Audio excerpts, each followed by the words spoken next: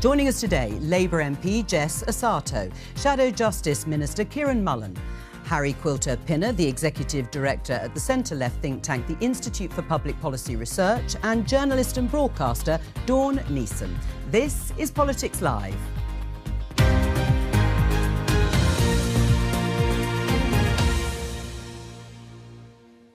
What do you make of it? Why aren't we happier, according to this survey in the UK? I mean, we've had the ABC decade, austerity, Brexit, and then COVID, these shocks that have hit our lives. And I agree with Jess on quite a lot of this, that the basics that people need to be happy, a decent job with meaning and purpose, enough financial security to be able to do the things that matter in life, connections with family, I agree on that. These things are things that other societies systematically deliver better. It's not a surprise at all to me that Finland, one of the Nordic countries, delivers those things to their citizens better than we do. And we need to step up, and I hope the Labour government will be able to do that, but they're going to have to be ambitious if they're going to make a big difference on this. Harry, what is the best way then to measure how well a country is doing and how well its citizens are feeling? Well, I was going to say this at the start, but I am a bit of a sceptic of the happiness measurement. It's very hard to measure. It's even harder to compare across countries where cultures, interpret this differently. What I would say is GDP growth shared that creates good jobs and that creates stable industries around societies will drive better outcomes for citizens.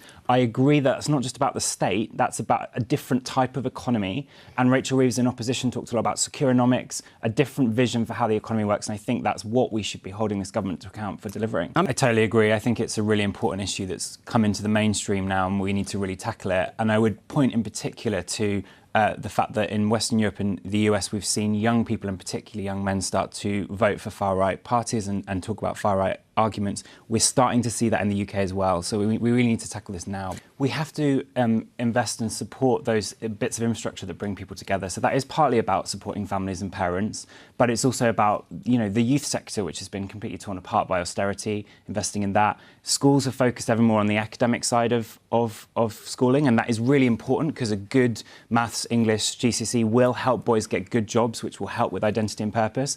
But we also need to invest in the other things that build those soft skills that enable people to thrive in life. Right. Is it about education or is it about regulation? I think we're going to have to throw the whole toolkit at this problem, if I'm honest. So I think we absolutely do need to reinvest in our schools and how they support young people to navigate this new world of technology. I think we also have to hold the tech companies to account, as Jess was talking about.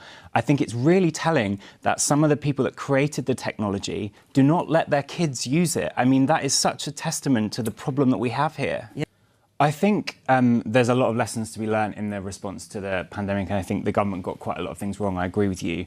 I think the real travesty here, though, is that we were promised that we were going to build back better, that we would deal with the fractures that COVID exposed, public services, inequalities, and I just don't think we've done that. On more or less every metric, we've got worse rather than better, and that is the real travesty here, and that's the travesty that this government is going to have to fix.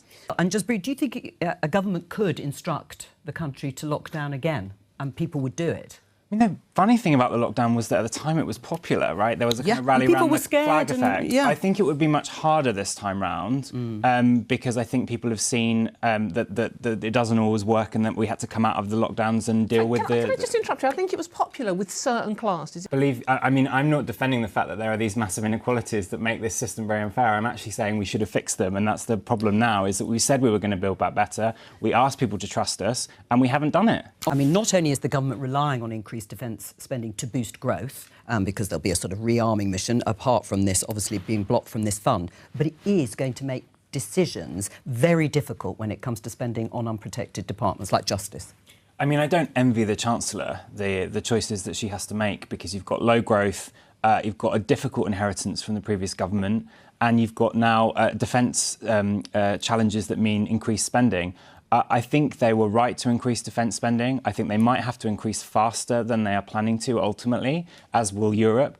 And I think we need to be really careful that we don't try and do that on the backs of the poorest in society, because that will not lead to a sustainable support for defence spending. So would you like to see higher tax rises, for example, or increased borrowing? Look, what we are seeing here is the end of the peace dividend. So this is going to be a systematic increase in spending, and over time we're going to have to look at how we pay that, and I would encourage governments to look at increased taxation as well as more efficiencies in the state.